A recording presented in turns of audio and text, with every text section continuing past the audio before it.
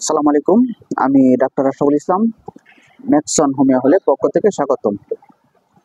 আজকে আমি যে বিষয় নিয়ে কথা বলবো সেটা হলো অঞ্জলি বা অ্যালার্জি।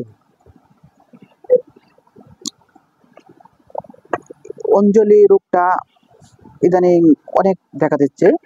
এটার আরেকটি নাম হলো অ্যালার্জি। এ পর্যন্ত আমাকে অনেকেই বলছেন যে ভাই অঞ্জলি বা অ্যানালি যেটা বলে এটার জন্য হোমিওপ্যাথিক ওষুধগুলা কি বা এটা কি ওষুধ খাইলে এটা দেখা দেবে না, এবং এটা প্রায়ই দেখা দেয়। দেখা দিচ্ছে যে প্রায় মাসে একবার, দুইবার, তিনবার দেখা দিচ্ছে, বছরে কয়েকবার দেখা দিচ্ছে। এটা বেশিরভাগ চোখের উপরের পাতা এবং নিচের পাতা ওঠে বা সাইডে এবং ওঠে। এটাকে অঞ্জলি বা অ্যালার্জি বলে। এটার জন্য হোমিওপ্যাথিক ওষুধগুলা কি এবং কি খাইলে এটা ভালো হবে এবং কোন পাতার কোন ওষুধ, এইটা নিয়ে আমি আজ কথা বলবো। যদি জানতে পারেন যে চোখের নিচের পাতায় অঞ্জলিটা হয়, তাহলে হোমিওপ্যাথিকের যে ওষুধটা সেটা হলো ভালসেটিলা।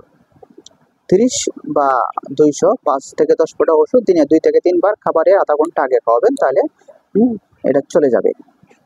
উপরের পাতায় যদি হয় অঞ্জলি বা অ্যালার্জি, তাহলে মনে রাখবেন হচ্ছে স্টেপিসিগ্রিয়া ওষুধটা উপরের পাতার জন্য খুব ভালো একটা মেডিসিন।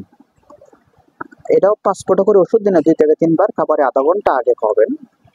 এরপরে যেটা হলো যে যদি অঞ্জলি জানতে পারেন যে চোখের সাইডে বা উপরে নিচে যেখানে হোক না কেন, এটার জন্য আরেকটি মেডিসিন আছে, সেটা হলো হিপার সালফার হচ্ছে আপনার 2 রকম, মনে রাখবেন। একটা শুকাবে, একটা পাকাবে। হিপার সালফার যদি উচ্চ পাওয়ার খান তাহলে শুকাবে, নিম্ন পাওয়ার করলে পাকবে। অবশ্যই যদি পাকানোর জন্য হয় তাহলে নিম্ন পাওয়ার 6, 30, 200 এগুলো পাকাবে। উচ্চ পাওয়ার হলে 1 M, 10 M, 50 MCM এগুলো শুকাবে। এখন যদি শুকানোর জন্য হয় তাহলে উচ্চ পাওয়ার খাবেন, পাকানোর জন্য হলে নিম্ন পাওয়ার খাবেন। এই 3টা মেডিসিন অঞ্জলি বা অ্যালার্জি এটার জন্য খুব ভালো কাজ করবে। যদি কারো এই ধরনের সমস্যা হয়ে থাকে তাহলে এগুলো বুঝে খাবেন এবং খাওয়াতে পারবেন।